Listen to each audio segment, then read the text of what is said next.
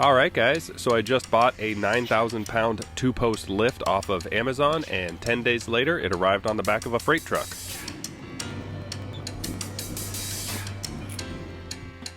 Forky McForklift, my best friend and me. Forky McForklift, he lifts everything that rhymes with me.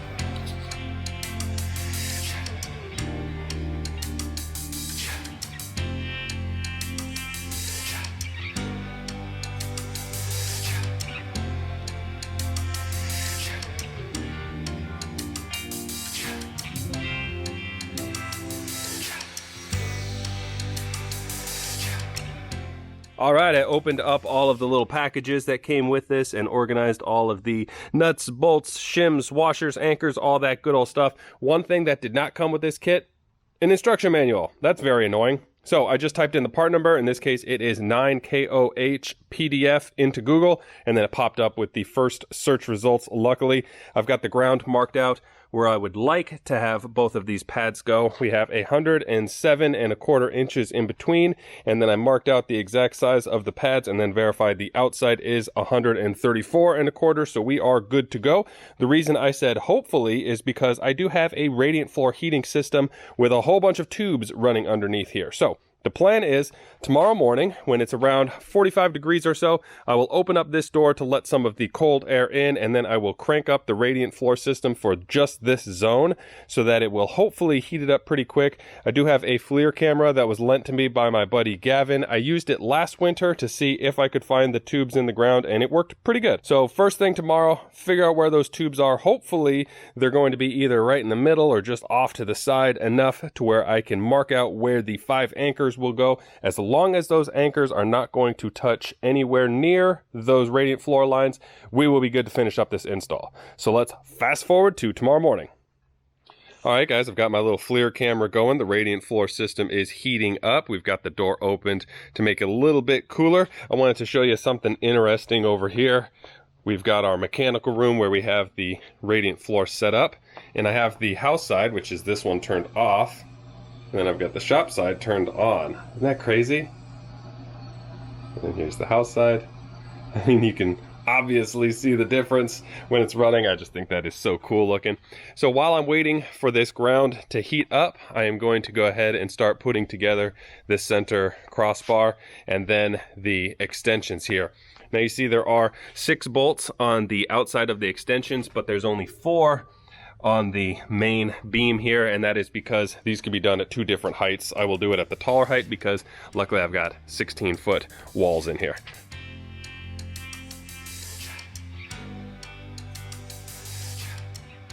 Alright guys, well check this out. Not only can we tell which direction the radiant floor lines run, we can tell where they start and where they end because they get progressively cooler. So you see we've got our main line here, it loops over to here, and then here, and then here, and so on. So what I did, I found a couple pieces of straight steel that I had. This is 1/2-inch tubing, and that's a piece of all thread. I put them exactly where our radiant floor is showing up with the FLIR. I'm doing the same over here. It's a little bit more difficult because this is the end of the trunk.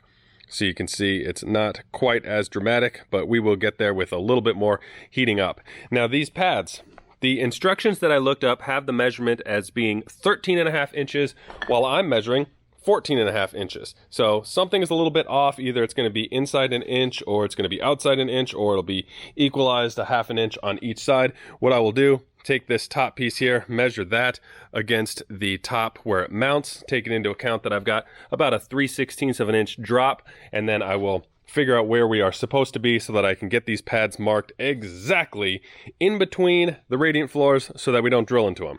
All right, I've got my final pad location all marked up here. You see we've got these 5 blue X's that indicates where the anchors will go, and then I've got a green rectangle, which is exactly where I want this pad to be.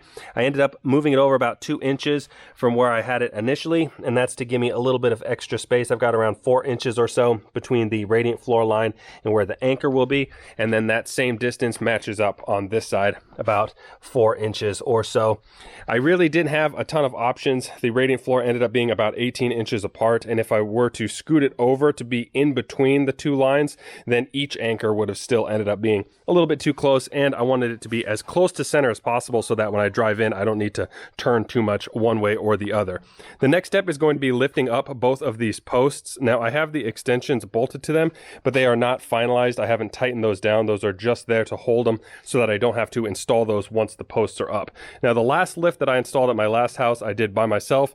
I almost killed myself, so I'm going to get my wife's help when I lift these up, just to be a little bit on the safer side, and then I will probably use the forklift to hold up this cross beam so that I can get it all bolted together after the fact. So let's do it.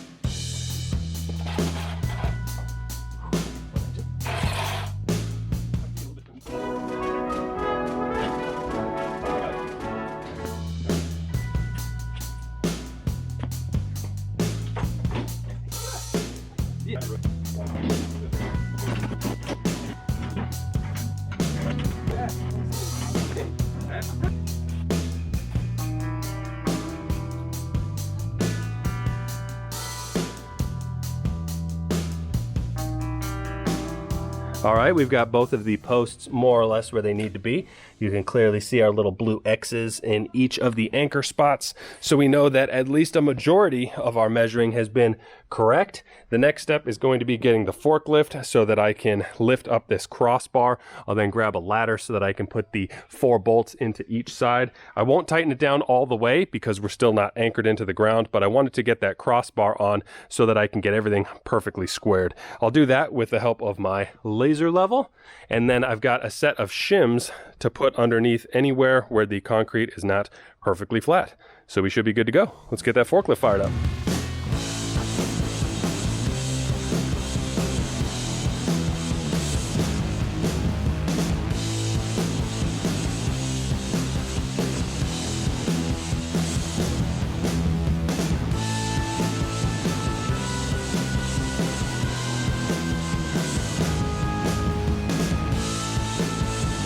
All right, guys, we've run into our first problem here. I've got my little laser level set up, and you can see we are at just about 4 1/16 of an inch on this side. And then if we measure from the same spot on the other, we are at about 4 7/16. So we end up with about 3/8 of an inch variance in the concrete. I should have measured it in the location where I had it marked out before I installed the lift posts, but I kind of forgot. So this is where we're at. I think it's still going to be usable. What I will do is start off by anchoring in this pole, and then I've got a 1/4 inch thick plate of steel. Then I will probably cut out that same base plate pattern, slide it underneath there, and then see if that will get us as close as possible. In order to anchor this, I'm going to start off by drilling a pilot hole. I have a 1/4 inch bit on there at the moment. I'm going to send it down 4 1/2 inches. Make sure we don't hit the radiant floor lines or run into any rebar or anything like that. As long as we're good to go, I'll shoot the 3/4 inch drill bit down, and then we can start the process of anchoring it.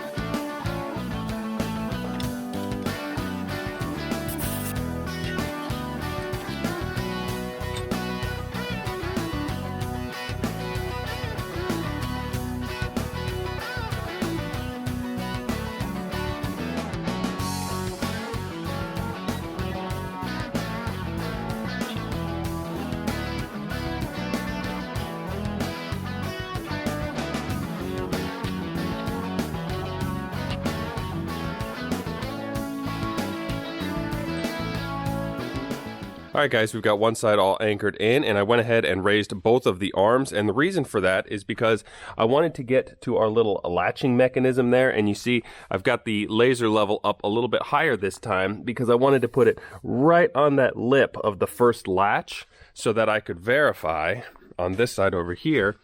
You see, we are in fact 3/8 of an inch lower. So that verifies that we do have to raise this entire column. I went ahead and double checked in the instruction manual for this circumstance, and they said if one column is lower than the other, they recommended making an entire shim that raises the entire base plate. So I will be doing that with a couple pieces of steel over here. This is just some scrap steel that I had. The first one on the top here, this is 1/8 of an inch thick, and then the next one is 1/4 inch. So between the two of them, we're going to be at 3/8 of an inch. It's going to be a little bit silly. We'll have an entire giant shim underneath there, but it is what it is. This is what happens when you've got imperfect concrete. So I've got my plasma cutter all set up. I'm going to go ahead and cut that. I don't want to cut out, I don't want to drill rather, all of the 3/4 inch holes. That's just an awful lot of work through some really thick steel. So what I will do is use the plasma cutter for that as well.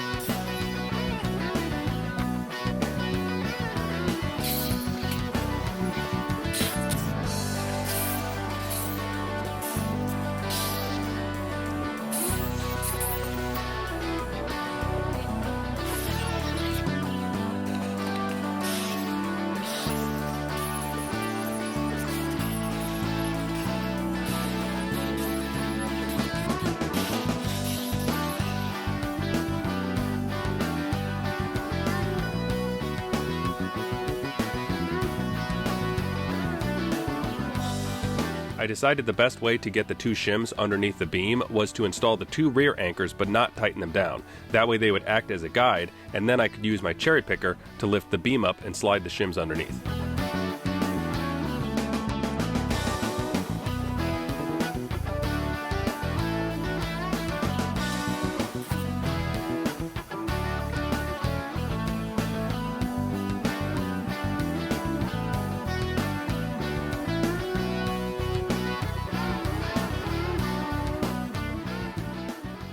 All right, now that we've got the second post all anchored in, I went ahead and set up my level again, and I wanted to show you guys how closely we got it. We are just right at the beginning of the latch on that side, and then same thing over here, right where that latch starts. So we got that set up absolutely perfectly, and then I've got my little level set up here. Let's see where we are at. Ooh, going back and forth between 89.9 and 90, so we are within 0.1 degree in basically every direction here. It came out very nice. I guess 0.2 degrees off there. And then let's see on this side. Straighten this up. We are at 89.9. And then over here, 90 degrees. So just about as close as we can get it. The next step is going to be finishing up tightening our crossbar at the top.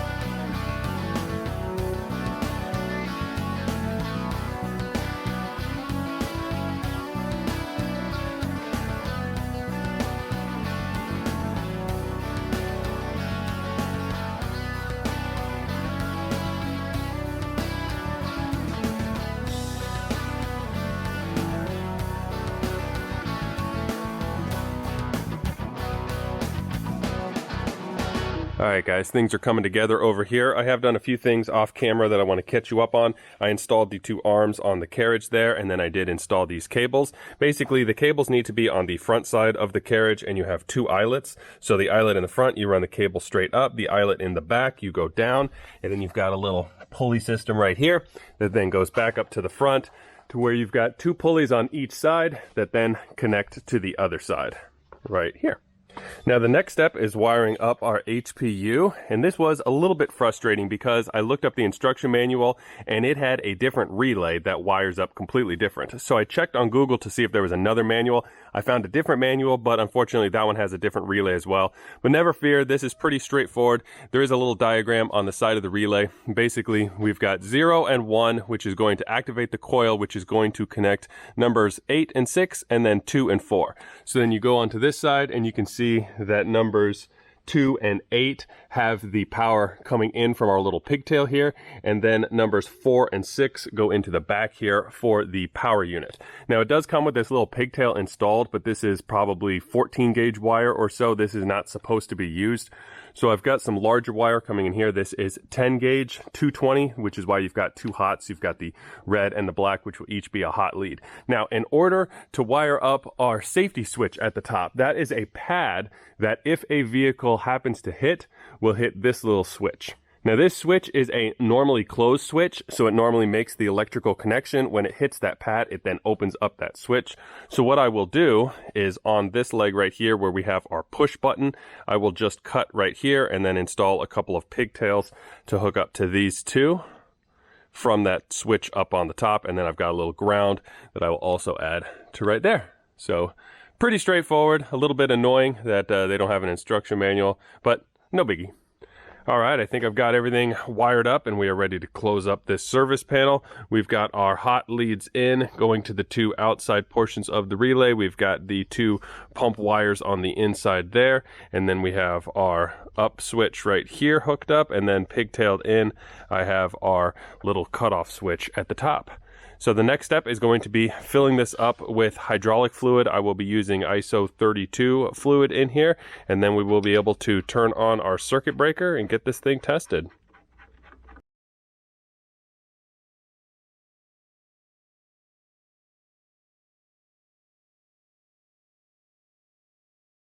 All right, I think I'm all ready to test it. I've got my circuit breaker turned on. I'm going to double check that there's no binding on the chain before I turn it on, and then if everything is working and it starts rising, I will test out our kill switch at the top. So let's do it. That fluid level's dropping. Oh, there they go. Cylinders are rising.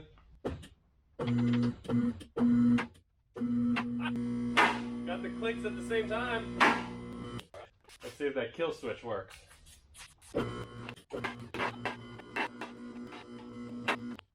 So these hydraulic cylinders do not have a valve at the top that you use as an air bleed. So the recommended way to get all of the air out of the system is to raise it all of the way to the top and then drop it all the way down 4 to 6 times.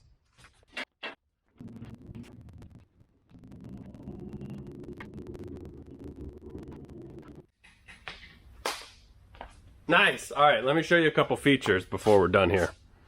All right, first let's talk about safety. Now this carriage is attached to the lift via this chain. That's the only thing holding it up. And then the hydraulic cylinder rolls against the chain with the little pulley on the top, which doubles its lifting power. Now in the event of a chain failure, what is going to keep the carriage on the lift, right down there, there's a little bracket. Now if that bracket loses the chain tension, it sends another bracket that locks in to these little grooves in the wall here. Now there are a couple little pieces of high density plastic that are on each corner. The purpose for those is to just help keep the carriage perfectly in place as it is lifting up. They do recommend applying some grease anywhere where the plastic touches, so that is going to be on the inside, and then again right in here on the lift. They recommend doing that once a year. They also recommend testing the hydraulic fluid, making sure that it is clean, and if it gets dirty, replacing that once a year.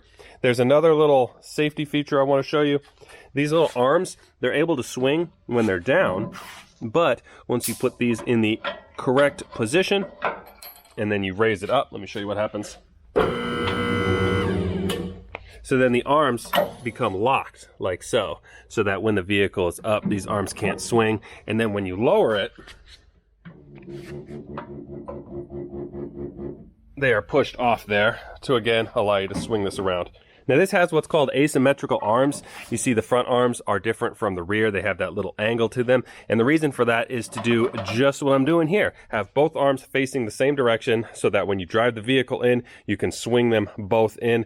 The last lift that I had, I would have to drive my Prius forward, swing the arm in underneath, and then roll it backwards, which was very annoying. That is the reason that I picked up this style. Alright guys, I think I've covered all the features on this lift, but if I missed anything and you still have questions, write those in the comment section below and I will try to stay on top of those. If you are interested in buying this lift, I do highly recommend it. It is currently just under $3,000 on Amazon with free freight shipping. I will put a link to that in the description below. If you are interested in all of the construction that's going on in the back here, remember I do have a second channel called the Homestead Thread that follows the entire house build. Otherwise, see you guys later.